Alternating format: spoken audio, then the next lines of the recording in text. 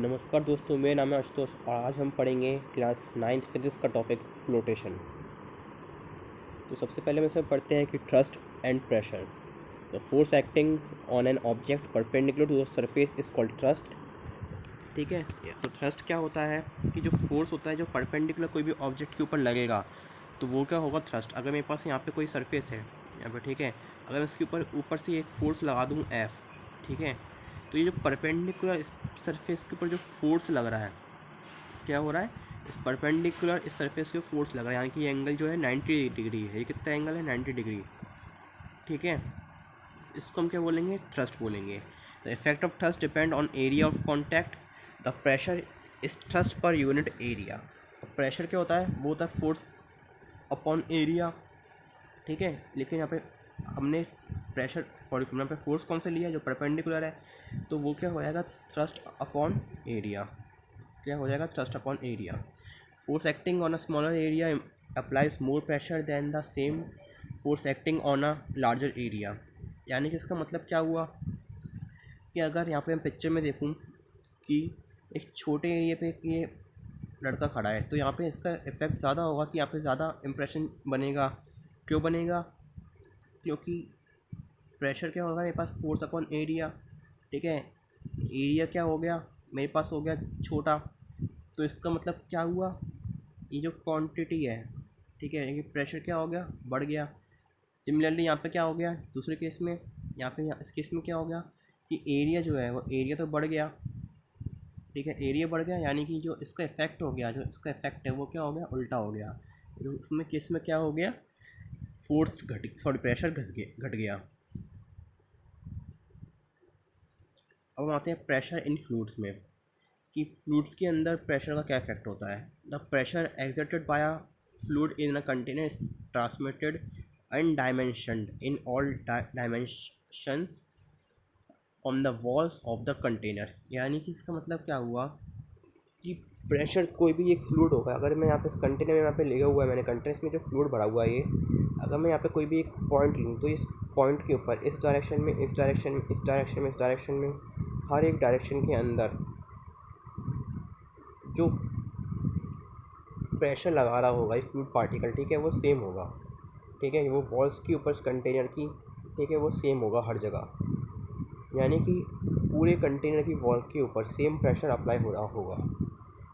अब Pascal's law क्या होता है, the Pascal's law is a principle in fluid mechanics given by Blaise Pascal that states. तो ये दिया किसने था, ब्लेनिस पास्कल ने दिया था। इसका स्टेटमेंट क्या वो हम पढ़ते हैं, that a pressure change at any point in a confined incompressible fluid is transmitted throughout the fluid such that the same change occurs everywhere।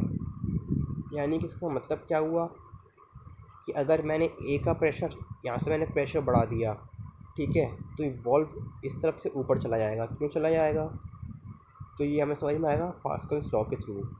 कि इसका मतलब क्या था पास्कल्स लॉ का, कि अगर प्रेशर का मैं चेंज करूँ कोई भी पॉइंट के ऊपर एक कन्फाइंड इनकम्प्रेसिबल फ्लूइड के अंदर, तो वह जो प्रेशर का चेंज है वो पूरे फ्लूइड के अंदर ट्रांसमिट होगा। ठीक है, और वो सेम चेंज जो है वो हर जगह दिखेगा मुझे पूरे फ्लूइड के अंदर। तो इसी का एक एग्जांपल क्या हो गया कि यानी यहाँ पे ए पे प्रेशर अप्लाई किया तो ये वॉल्व खिसक के यहाँ पे आ गया, तो इसकी वजह से क्या होगा, यहाँ पे ये ऊपर बढ़ जाएगा बी वाला पार्ट। ठीक है, ये बी वाला पार्ट यहाँ पे ऊपर बढ़ जाएगा।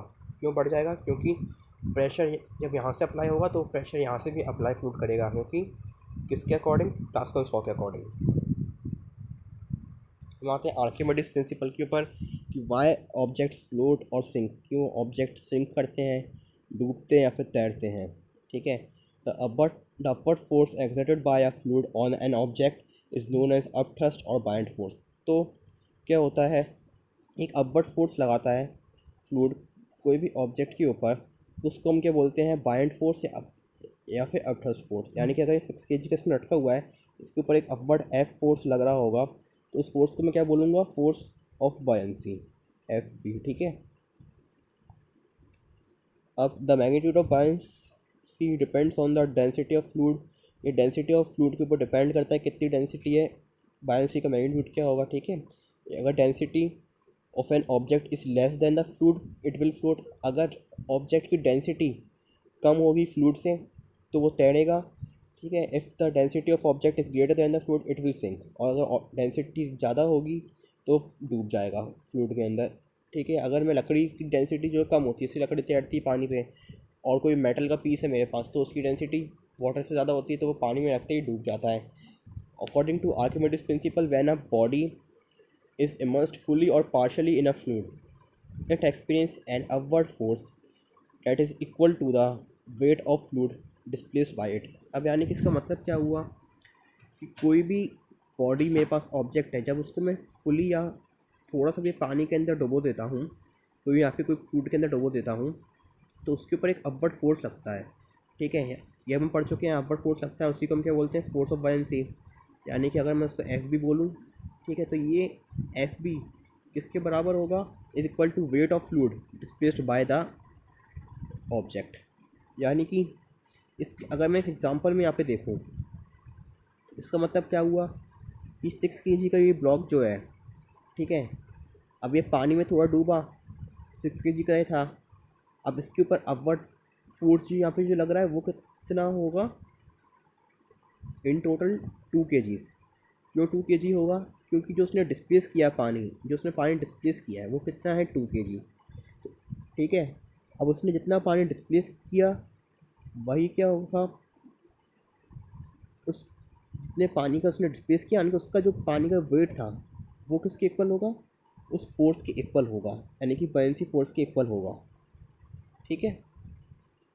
तब इसको दोबारा एक बार और समझाऊँ अच्छे से, दोबारा से क्या मतलब हुआ कि जो फोर्स ऑफ बायनेंसी उसके ऊपर एक्ट कर रही होगी, ऊपर 6 kg ब्लॉक के ऊपर फोर्स ऑफ बायनेंसी जो एक्ट कर रही होगी वो किसके इक्वल होगी, वो किसके इक्वल होगी, वो इक्वल होगी कि कितना वेट इस ब्लॉक ने पानी का डिस्प्लेस किया है, ठीक है, उतनी फोर्स इसके ऊपर एक्ट कर रहा होगा 6 kg के ब्लॉक पे।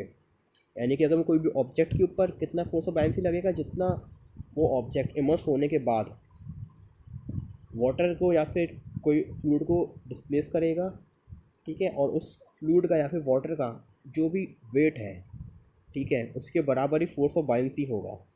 तो यही था हमारे पास आर्किमिडीज प्रिंसिपल।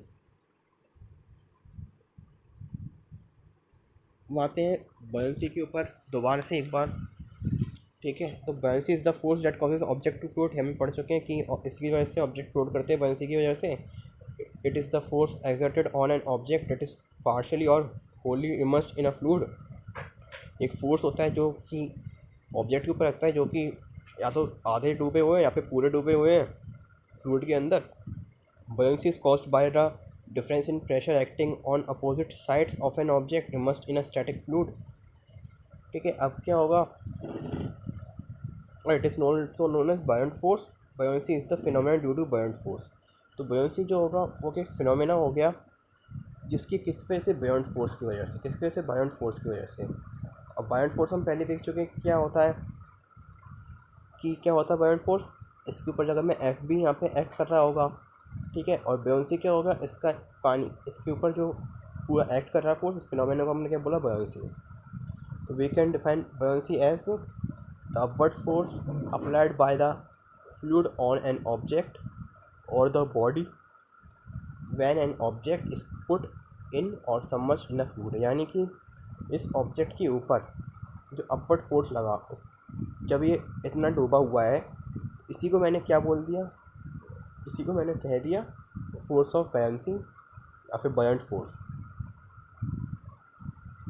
हम आते हैं रिलेटिव डेंसिटी के ऊपर। रिलेटिव डेंसिटी क्या होता है, तो the ratio of density of a substance to the density of a standard usually water और वाटर फॉर अ लिक्विड और सॉलिड एंड गैस और and air for a gas. तो इसका मतलब क्या हुआ कि रिलेटिव डेंसिटी क्या होता है कि एक रेशियो होता है किस किस का, डेंसिटी अगर मुझे किसी सब्सटेंस की निकालनी है, ठीक है, तो उसके रिलेटिव में तो मैं किसका लूँगा, वाटर का, ठीक है। और अगर मुझे किसी गैस की निकालनी है रिलेटिव डेंसिटी, तो मैं एयर का लूँगा।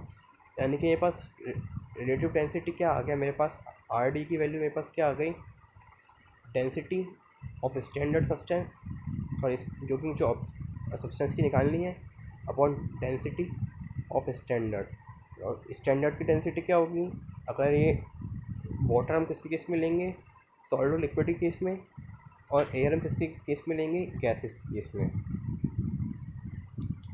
अब relative density is also known as specific gravity of the substance, इसको स्पेसिफिक ग्रेविटी भी बोलते हैं। Since relative density is a ratio of similar quantities it has no unit. क्यों नहीं होगी यूनिट, क्योंकि ऊपर भी डेंसिटी है रेशियो में, ठीक है, और नीचे भी डेंसिटी आ रही है मेरे पास, ठीक है, तो इन दोनों की यूनिट जो होंगी वो कट जाएंगी, तो ये क्या मेरे पास आ गई यूनिटलेस क्वांटिटी।